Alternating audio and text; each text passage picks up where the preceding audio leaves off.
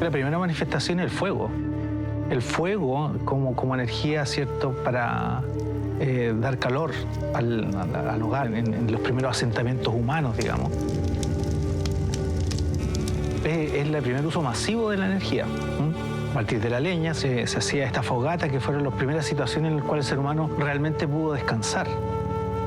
Gracias a la energía, ¿cierto?, porque los animales le tienen miedo al fuego en general, el ser humano pudo dormir tranquilo sin tener miedo de que le fuera a pasar algo en la noche, digamos, y además aseguró el calor, se hizo más independiente de las condiciones climáticas, ¿cierto? En fin, yo diría que eso es muy importante y hasta el día de hoy. Es curioso eso, ¿eh? Hasta el día de hoy, en Chile tenemos muchas zonas que se alimentan de leña, ¿cierto? Que es un insumo muy importante. Y bueno, y de ahí yo diría que hubo todo lo que es el uso animal de la energía, fuerza mecánica, y después vinieron el uso de los elementos, ¿eh? Dentro de los primeros fue el agua.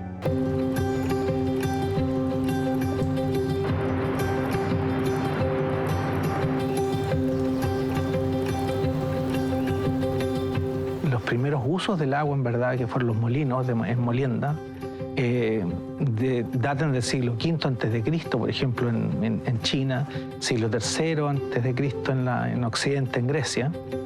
Y después viene, ¿cierto?, otro fluido también, que el viento. También el viento comenzó, ¿cierto?, un poquito después.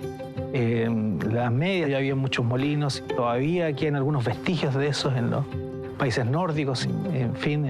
Pero todo eso, ¿cierto?, tenía un techo. No se podía masificar mucho, ¿cierto? Dependía también de tener leña, ¿cierto?, de tener los insumos, pero no era a gran escala el uso, digamos, y no se podían hacer cosas de gran envergadura. Hasta la invención, ¿cierto?, de la máquina a vapor. Nuestras formas más primitivas de aprovechar la energía del medio ambiente siempre ha sido utilizar el fuego, desde tiempos primitivos, ¿cierto? Primero como fuente de calor e iluminación, pero posteriormente ya entrando a la revolución industrial con la utilización de calor para producir vapor de agua, que luego pasa a través de una turbina y genera movimiento. Ya ese es el origen de las locomotoras a vapor, por ejemplo. La máquina a vapor viene a cambiar la historia. Definitivamente ya hace posible que, por ejemplo, en sistemas de transporte pasemos de una diligencia tirada por 4 caballos a una máquina a vapor, ¿cierto? Un tren que es capaz de transportar a cientos y miles de pasajeros de un lugar a otro cubriendo grandes distancias. Entonces, eso, y que después se masificó a muchos otros usos, ¿cierto?, en la industria, de origen, ¿cierto?, a la era industrial del planeta.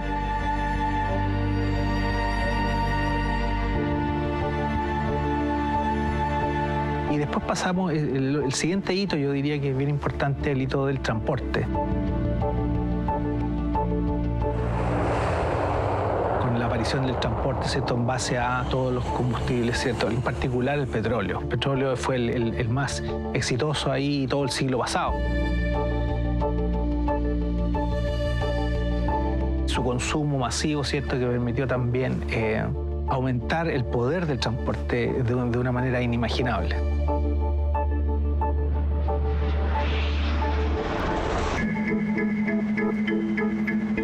Ese mismo proceso, ese mismo principio de mover un eje que hace girar un rotor es el que se utiliza para la producción de electricidad posteriormente. Entonces se utilizan las mismas fuentes primas y más modernamente el uso de gas para calentar agua, producir vapor y hacerlo pasar por una turbina. Entonces, nuestro legado de la matriz energética con la que contamos hoy día está muy basado en producción de calor para la producción de vapor y luego producción de movimiento a través de una turbina a vapor.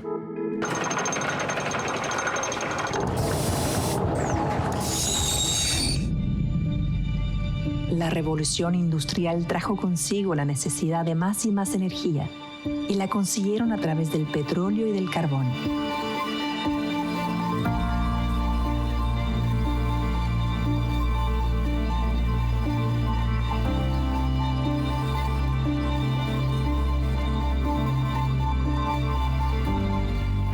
En los últimos 200 años, quemar combustibles fósiles ha elevado la temperatura de la Tierra a niveles que ponen en riesgo la vida como la conocemos.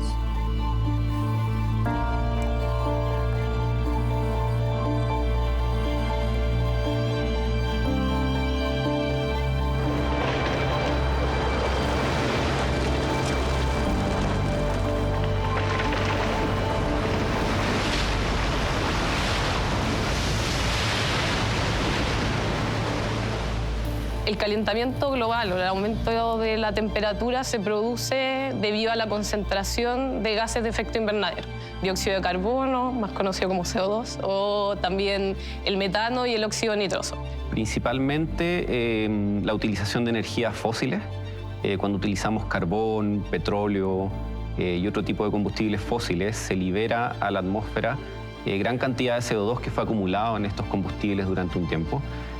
También cuando producimos deforestación de grandes zonas, perdemos biomasa que cuando está viva en el fondo captura CO2 y sin embargo si destruimos flora nativa y bosques, perdemos esta forma de capturar el CO2 de manera natural.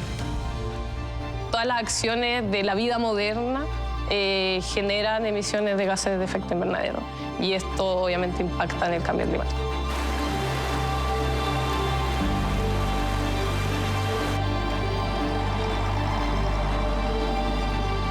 El año 1988 se crea, por ejemplo, ya como una institucionalidad más global que el Panel Intergubernamental sobre Cambio Climático, que empieza a estudiar estos impactos y empieza a analizar en realidad cuál es nuestra responsabilidad en este tema.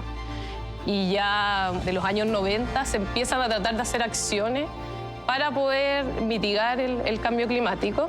En el año 2015 ya es como que básicamente hay un consenso a nivel científico y también a nivel más político de que el cambio climático es producto de las acciones de los humanos y que es necesario hacer algo porque es grave, o sea, puede tener consecuencias graves para la vida en este planeta, básicamente.